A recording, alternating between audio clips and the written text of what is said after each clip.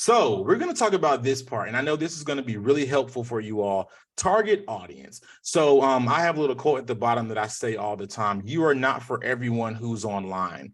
When it comes to creating content and utilizing social media and leveraging it for your organization's brand awareness and increased visibility, we have to remember that out of all 8 billion people in this world, we're not targeting everybody.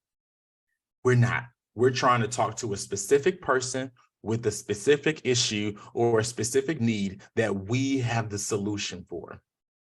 Keep that in mind when we're talking about to our target audience. Our target audience is a specific person with a specific issue or need that we have the solution for. I know that I am on Zoom with a conglomerate of solution-based entities and organizations that are here to make people better. Right? So that means that we're only, say if your organization is centered around maybe diabetes or breast cancer, the easy fact is, hey, you know what? I am either going to target those who have breast cancer or who, or trying to avoid it. I'm sorry, we're going to target those that may have or be in a space where they're dealing with this condition, or we're trying to provide preventative resources and preventative information to avoid that space so that we can, decrease the numbers from here, but by providing information that reroutes everything here. So keeping that in mind, so targeting down who we're talking to is the name of the game. Honestly, it's the cheat code to all of this, talking to the right person. So a target audience is defined as the ideal customer, client, enrollee for the demographic of the product or service that the information that you desire to share targets. So in essence, your target audience are the people that you are created or that you are, everything that you do is who it's for, right? For example, as a social media strategist and I'm providing information, I am not for everybody. My target right now is larger organizations that need social media strategy and management. So that's what that means. So that means my content and how I present my information when it comes to marketing is going to be, hey, you know what, targeted towards organizational growth, organizational brand awareness, visibility. Is targeted there because I'm not looking to work with the restaurant, even though I could, that's not my focus right now. So always think this: target audience is who I am focused on. Now, I want to ask you guys to drop something in the chat. If you know who your intended person, your ideal customer, your ideal client, your targeted person, if you can just drop that individual in the comments, so that basically, in short, let me know what your organization is targeting or what cause or what solution is your organization fighting to enhance, change, or eradicate totally. We know we have one for sure. We have breast cancer. People who value local news. Okay. Which is important because the news is one of the quickest ways to disseminate information to the masses. Who else has a good grip on who their target audience is? Suburban county residents. Lovely. Very smart. Very intentional. Youth and families who want to be empowered through skill development. I really like that. Warehouse workers and their families. Yes. Mental illness, specifically in the Chicago area. Perfect. So you guys are, for the most part, you guys have a great understanding. And the beautiful part about social media, and we break that down. So I want to do a live example. So let's say Ms. Kayla Bradley, her target audience is warehouse workers and their families. So if I were to sit with her organization for an individual strategy session, I would say, hey, you know what? So if we understand that we're targeting the warehouse workers and their families, what is their number one issue? Right? First thing I ask, what is their issue? Now, the caveat to that is, what is the issue that we're trying to solve? Because we may know what their number one issue is, but we may be the person that has the skill set, the information, the resources to answer their number two issue. So knowing what their number one issue is provides you clarity and allows your organization to decide, hey, you know what, which one of these things, of course, when you list one, they'll probably naturally list three. Where are we going to target to be a success? What are we going to provide to them, whether it's best practices for healthcare, for health management, maybe it's retirement resources, maybe it's savings plans and IRAs, whatever it may be. Knowing what their number one issues allows you to identify which issue you are going to help correct or to reroute. Makes sense. So we have a few other things: mental illness in the Chicago area.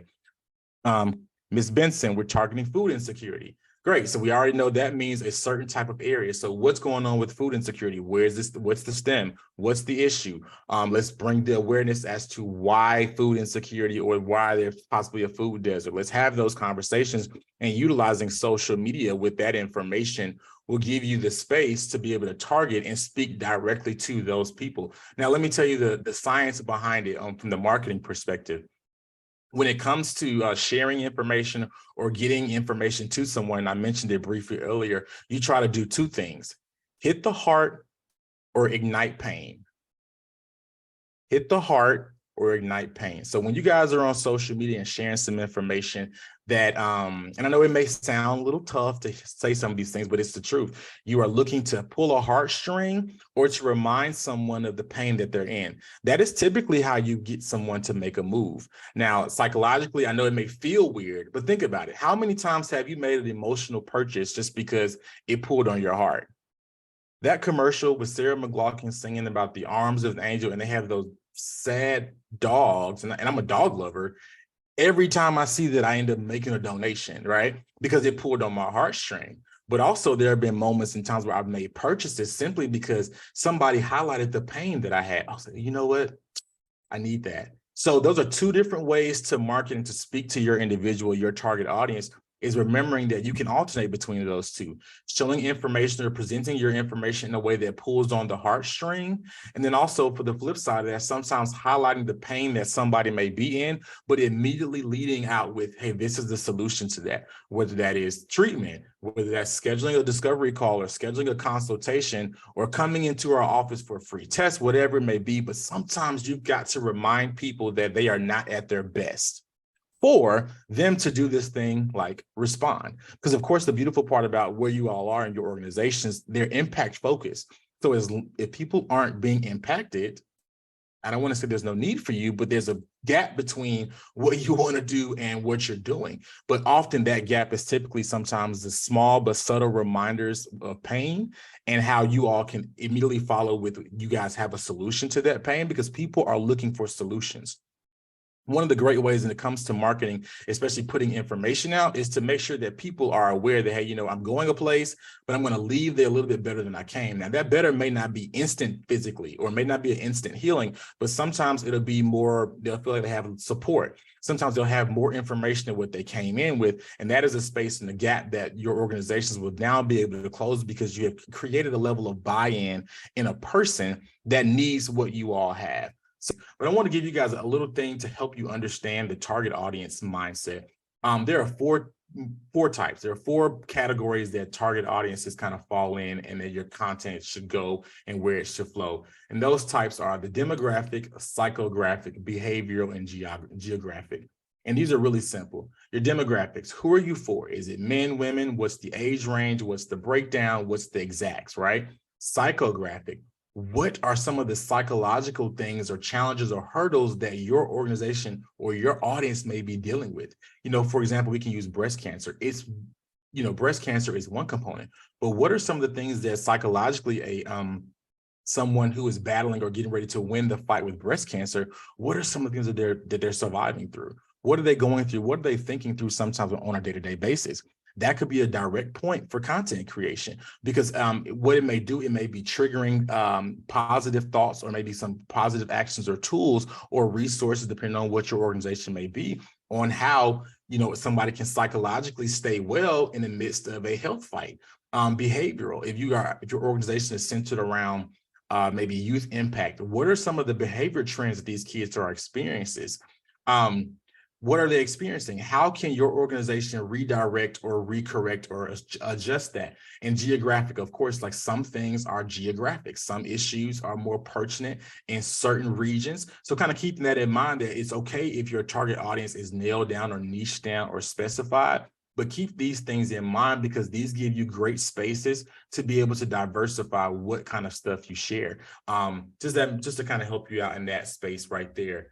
To make it make sense more. So